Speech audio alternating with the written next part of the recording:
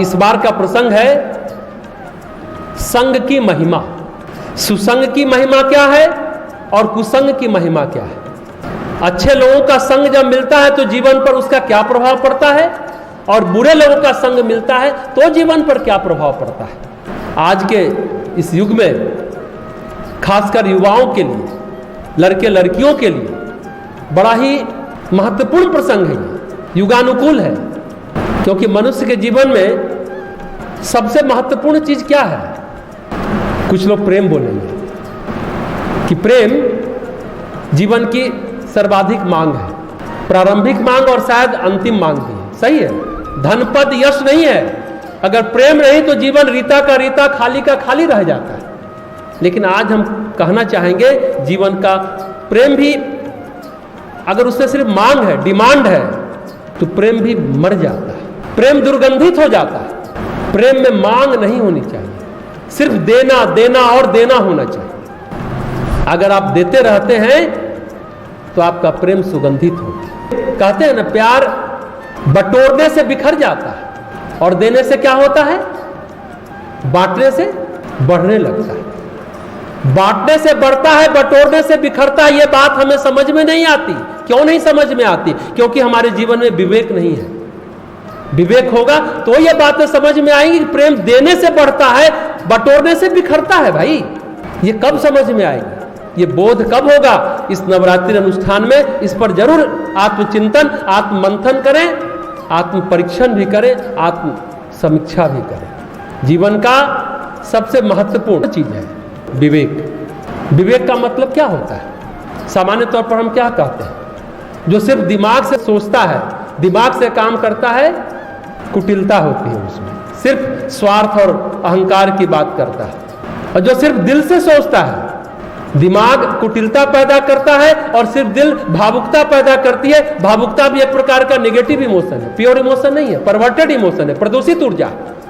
दिल और दिमाग का ठीक ठीक योग होता है, दिल और दिमाग का ठीक ठीक रसायन होता है तो विवेक पैदा होता है। विवेक का मतलब इंसान की समझ, उचित क्या है, अनुचित क्या है, अच्छा क्या है, बुरा क्या है, संत कौन है, असंत कौन है, अच्छा इंसान कौन है, बुरा इंसान कौन है, ये विवेक बताता है। संग क्या है, कुसंग क्या है, बड़ा महत्वपूर्ण है।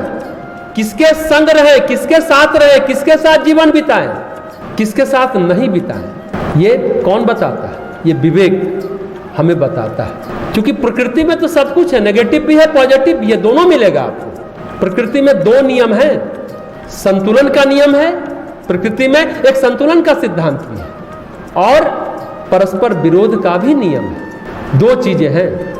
एक चीज है जो उसके समतुल, दूसरी चीज वहीं होगी, कहीं ना कहीं जरूर होगी। उदाहरण के लिए सोचे तो जहां सांप पाए जाते हैं वहां विष झाड़ने वाले वैसी जड़ी बूटियां भी रहती हैं।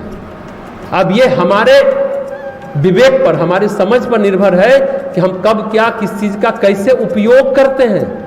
रामचरितमानस में हम 9 दिनों तक इसी प्रसंग पर चर्चा करेंगे, किस चीज का उपयोग करेंगे। गोस्वामी तुलसीदास जी कहते हैं इस बारे में कि सत्संग और कुसंग क्या होता है, इससे कैसे चीजें बनती और बिगड़ती हैं। ग्रह भेषज जल पवन पट, पाई कुजोग सुजोग, हो ही कुवस्तु सुवस्तु जग, लखी सुलक्षण लोग। इस पर आगे भी हम लोग चर्चा करेंगे। अभी हम लोग भूमिका दे रहे हैं तो इसकी बात कर रहे हैं। पहला शब्द क्या है?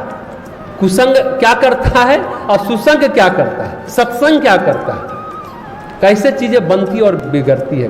ग्रह भेषज जल पवन पट, ये 5 चीजों की चर्चा कुजोग और सुजोग, वही कुसंग और सुसंग की बात करते हैं। पहला उन्होंने कहा ग्रह, तुलसीदास जी कहते हैं ग्रह। ये 5 चीजें में ग्रहों का संग मिल जाए तो कहां से कहां ग्रह आपको पहुंचा देगा। पाप ग्रह मिल जाए, राहु केतु मिल जाए तो आपको कहां से कहां पहुंचा दे।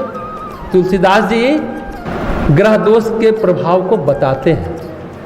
क्या बताते हैं कि आपके कुंडली में कौन भाव का ग्रह कहां बैठा है और वह किस भाव से दूसरे ग्रह को देखता है, उस हिसाब से प्रभाव बदल जाता है। वही राहु अच्छा है तो अच्छा प्रभाव देगा, नहीं बुरा है तो बुरा प्रभाव देगा। अगर राहु के साथ गुरु है तो कहते गुरु चंडाल योग बन जाता है। तो ग्रहों का प्रभाव बदल जाता है कुसंग से और सुसंग से। दूसरा है औषधि। ग्रह के बाद उन्होंने कहा भेषज। भेषज यानी औषधि। अनुपान भेद से औषधि विष बन जाती है, वही औषधि अमृत बन जाती है। कैसे?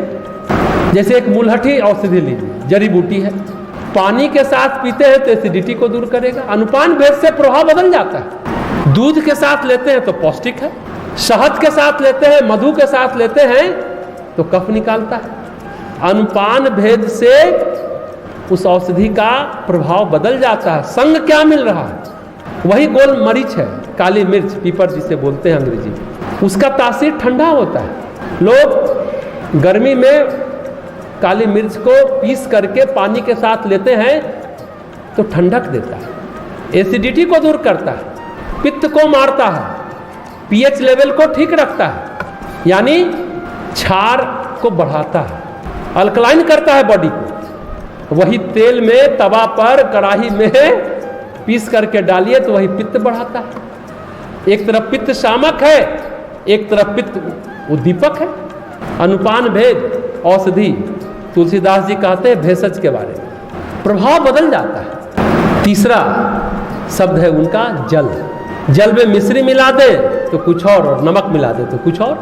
वही जल कुएं का, वही जल नदी का, वही जल वर्षा का, अलग अलग मौसम में भांति भांति का प्रभाव दिखाता है। तो संग का क्या प्रभाव है, छोटे छोटे उदाहरण से गोस्वामी जी बताना चाहते हैं। चौथा वो कहते हैं पवन, जिसे कहते हैं हवा। वही हवा दुर्गंध प्रसारित करती है, वही सुगंध प्रसारित करती है। संग का परिणाम। वही दीपक को बुझा देती है, वही आग को बढ़ा देती है। और पांचवा है पट। पट समझते हैं क्या होता है? घूंघट के पट खोल तुझे पिया मिलेंगे। पट मतलब वस्त्र, परिधान, कपड़ा। अब ड्रेसिंग सेंस आपका कैसा है? कौन कपड़ा किसके साथ पहन लेंगे तो आप कैसे लगेंगे, आदमी कैसा लगेगा? ड्रेसिंग सेंस आपका कैसा है, ये बड़ा महत्वपूर्ण है। मंदिर आएंगे तो आप कौन सा ड्रेस पहन के आएंगे? ऑफिस जाएंगे तो कौन सा ड्रेस पहनेंगे? आप मोटरसाइकिल चलाते हैं तो क्या पहनेंगे? पार्टी में जाएंगे तो कौन सा ड्रेस पहनेंगे? ये ड्रेसिंग सेंस होना चाहिए। और कौन कपड़ा किसके साथ पहने तो आदमी कैसा लगने लगता है? वो पटा कपड़ा पहनता है तो वही जोकर लगने लगता है, और सही पहनता है तो अप टू डेट लगता है। ये प्रभाव किसका है? संग का। बड़ा महत्वपूर्ण है। गोस्वामी जी बहुत छोटे छोटे शब्द का प्रयोग करते हैं, लेकिन व्यवहारिक जीवन में बड़ा, प्रतिदिन डे टू डे लाइफ में बड़ा महत्व रखता है, बहुत इफेक्ट डालता है। सु हो जाए तो कुछ, और कु हो जाए तो कुछ। कु यानी गलत हो जाएगा, सु हो जाए तो कुछ और हो जाएगा। सुसंग और कुसंग। इसमें शांति कुंज हरिद्वार के हमारे बड़े प्रिय बड़े भाई हैं, कहते हैं कि सु और कु का प्रभाव। मजाक में एक लड़का था तो सभी चीज में सु लगा के बोलता था। उसको लगता था सु बोलेंगे तो शुभ होगा, अच्छा होगा, लोग अच्छा मानेंगे। सब में सु लगाता। यश बोलना है तो सु यश बोलता है। जब उसकी शादी हो गई, ससुराल हो गया, समझता था कु बोलेंगे तो खराब होगा। वहां पर दामाद को कुंवर जी बोला जाता है। बोला गंदा बोलता है, हमको गाली देता है, कुंवर मत बोलो, सुअर बोलो। तो यहां पर सु उल्टा है।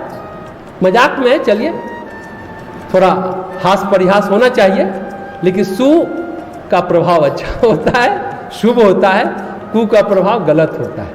तो ऐसी सुंदर बातें तुलसीदास जी ने कही है इस प्रसंग में। तो यह है संग का दोष, संग के गुण। सत्संग हो जाए तो क्या, और कुसंग हो जाए तो क्या। संग के गुण और दोष के बारे में इसी में अंत में जो प्रसंग होगा, उसके अंत में जो हम लोग बात करेंगे, उसमें कहते हैं अमावस्या यानी शुक्ल पक्ष और कृष्ण पक्ष। तुलसीदास जी बड़े मजे की बात कहते हैं, हम लोग शायद इस तरह से कभी नहीं सोचे होंगे, जबकि हमेशा बचपन से इस शब्द को सुनते आ रहे हैं, कृष्ण पक्ष और शुक्ल पक्ष, लेकिन हम लोग कभी इस तरह से नहीं सोचे होंगे जो तुलसीदास जी बताना चाह रहे हैं कि चंद्रमा में 2 पखवाड़े होते हैं, बराबर बराबर उजाला और अंधेरा रहता है, पर एक को कहते हैं शुक्ल पक्ष, एक को कहते हैं कृष्ण पक्ष। ऐसा नहीं है कि शुक्ल पक्ष में ज्यादा उजाला है और अंधेरा कम है, या कृष्ण पक्ष में अंधेरा ज्यादा है उजाला कम है। ध्यान से सोचिएगा, दोनों में बराबर होता है। कृष्ण पक्ष में पहले क्या होता है, चंद्रमा पूर्णिमा के बाद कृष्ण पक्ष आता है तो धीरे धीरे चंद्रमा घटता जाता है, फिर अमावस्या आती है, उसके बाद से फिर बढ़ना शुरू होता है और पूर्णिमा तक जाती है, पूर्णता को चंद्रमा प्राप्त कर। धीरे धीरे चंद्रमा की रोशनी घटती गई, फिर धीरे धीरे बढ़ती गई। घटना और बढ़ना बराबर है, लेकिन एक कृष्ण है एक शुक्ल है। शुक्ल पक्ष में धीरे धीरे उजाला बढ़ता जाता है, फिर चंद्रमा क्या बोलते हैं, उस चंद्रमा को फुल मून कहते हैं, फुल मून हो जाता है यानी पूर्णिमा हो जाता है, पर उजाला और अंधेरा बराबर है। 15 दिन में गणना करें तो उजाला और अंधेरा की मात्रा बराबर है। आप सोचिए, आखिर कृष्ण क्यों कहेंगे, टोटल 15 दिन को कैलकुलेट करिए तो उजाला और अंधेरा की मात्रा बराबर बराबर है। लेकिन तुलसीदास जी कहते हैं ये तिथियों का प्रभाव है, तिथि का जैसा संग हो जाता है वैसा प्रभाव हो जाता है। तिथि गिनाते हैं, पहले की तिथियां और बाद की तिथियां। उजाला अंधेरा बराबर होने पर भी एक को शुक्ल पक्ष कहा जाता है और एक को कृष्ण पक्ष कहा जाता है। इस तरह से हम लोग लेकिन कभी सोचे नहीं होंगे जो गोस्वामी जी सोचे। यह है संग का प्रभाव, यह है संग की महिमा। कहते हैं ना, संगत से गुण होत है, संगत से गुण जा। अब बचपन में हम लोग का एक दोस्त आ गया, हम अपनी बात कहना चाहेंगे, वो बात बात पर गाली शब्द का प्रयोग करता है। हमारे पिताजी तो बड़े कड़क। एक दिन हम लोग आपस में भाई बहन बात कर रहे थे, मेरे मुंह से भी गाली निकल गई। अब बाबूजी सुन लिए, रहते तो दूसरे कमरे में थे, लेकिन घर में क्या हो रहा है वो सब सुनते रहते थे। तुरंत वहां से चिल्लाए, क्या बोल रहा है। बाद में हम भी सोचे कि अरे मेरे मुंह से तो गाली निकलती नहीं थी, कैसे निकल गया। बाद में एक दूसरा दोस्त, उसने कहा कि वो बात बात में गाली देता है ना, इसलिए तुम भी गाली बक। संगत से गुण होता है, संगत से गुण जात। तो आज से संग के गुण और दोष की चर्चा हम लोग कर रहे हैं। इस चर्चा को शुरू कर रहे हैं। बालकांड के दोहा नंबर 4 के बाद की चौपाई है, ये उसके बाद की तीसरी चौपाई है।